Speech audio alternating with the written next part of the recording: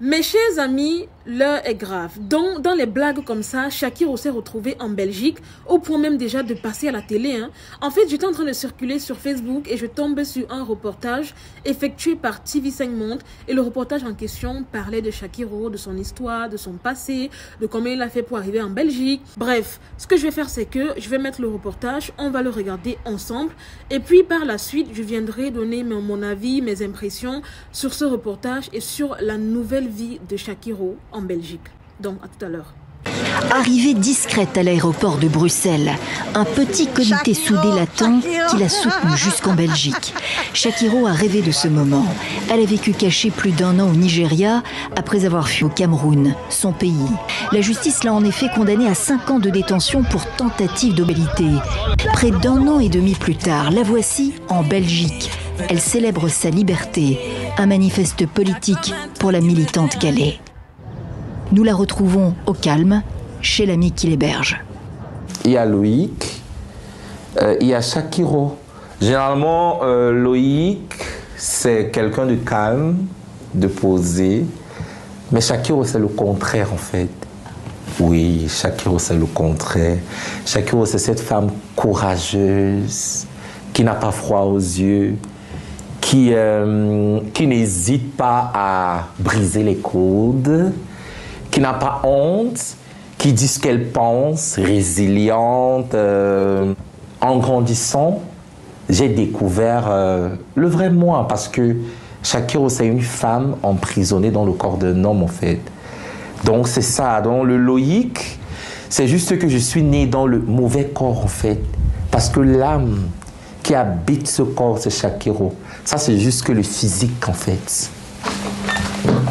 Allô? Allô, Franck? Franck, son ange gardien. Allô? Bonjour.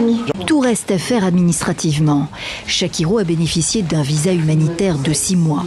Mais au fait, pourquoi la Belgique a-t-elle été sensible à son cas? C'est ce que nous allons demander à la ministre Sarah Schlitz. C'est un message qu'on envoie à l'international de pouvoir permettre d'accueillir Shakiro ici. Pour moi, c'est important de pouvoir justement montrer l'exemple en tant que pays qui accueille des personnes qui sont en danger dans leur pays en raison ici de leur militantisme pour les droits dans un pays comme le Cameroun qui est catastrophique sur cette question. Les Camerounais persécutés chez eux sont nombreux à se tourner vers la Belgique. La régularisation prend parfois des années et l'octroi de la protection internationale pour identité n'est pas automatique. Shakiro, elle, se projette déjà. Elle veut reprendre des études et devenir cette grande avocate que sa mère voit en elle. Je ne sais pas pour vous les amis, mais je suis totalement satisfaite de la situation actuelle de Shakiro. Je vous explique. Parce que, vous le savez, quand il était au Cameroun, il dérangeait beaucoup parce que déjà il était contre la loi, il allait à l'encontre des institutions judiciaires et j'en passe. Et en gros, en fait, il faisait un truc que le Cameroun n'acceptait pas et au final, lui-même, il n'était pas heureux. Donc, en gros, avec son départ en Belgique, je trouve que ça arrange tout le monde. Non seulement le Cameroun n'aura plus à avoir à affaire à lui parce que là, il est allé en Belgique. Et au final, vous verrez que voilà, ça soulage tout le monde. Par contre, pour ceux qui ne le savent pas, sachez que Shakiro est parti en Belgique en tant qu'exilé. Donc, en gros, il n'a plus le droit de remettre ses pieds au Cameroun.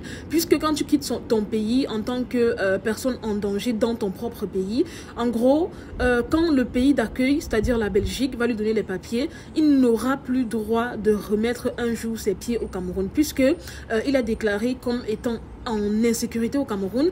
Une fois qu'il remet les pieds au Cameroun, automatiquement ses papiers lui sont retirés. Donc je pense que là il en a strictement rien à foutre, sincèrement.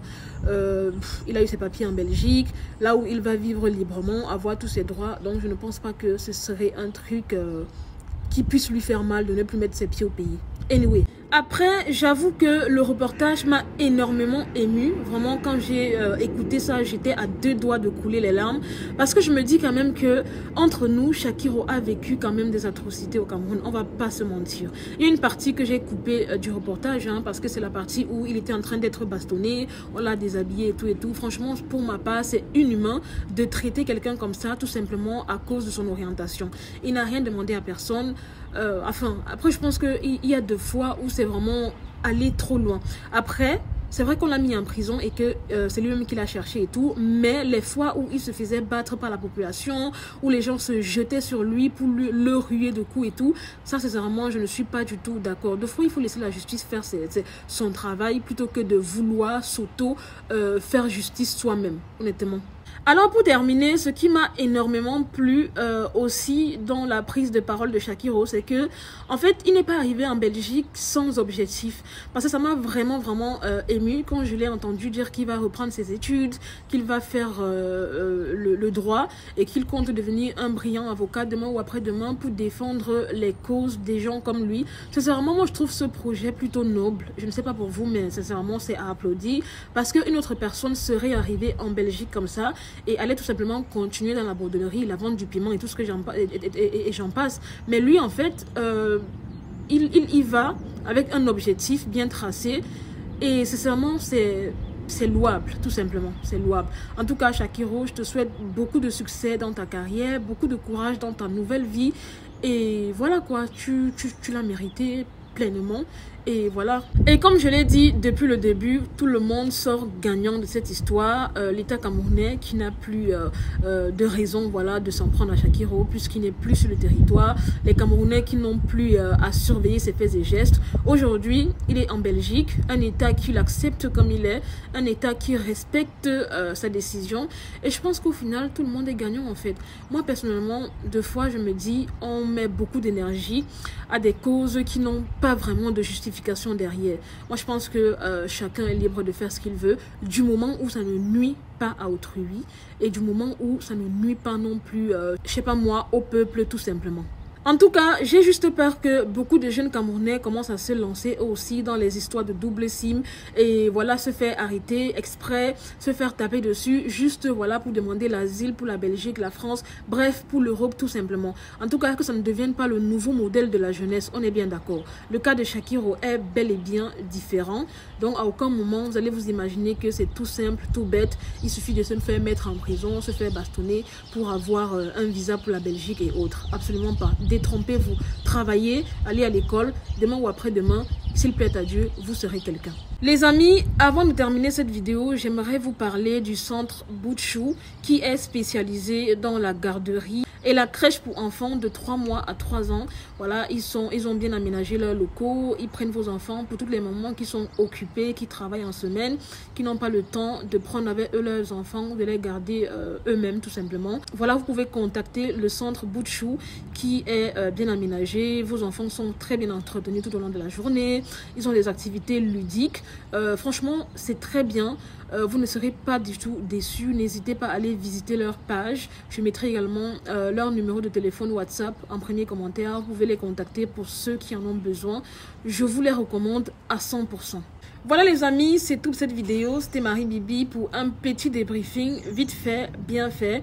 N'hésitez pas à liker la vidéo, à la partager massivement, à me mettre en commentaire vos avis, vos impressions sur le nouveau Shakiro, sa nouvelle vie, ses nouveaux objectifs. Mettez-le moi en commentaire, likez la vidéo, partagez, abonnez-vous à ma page.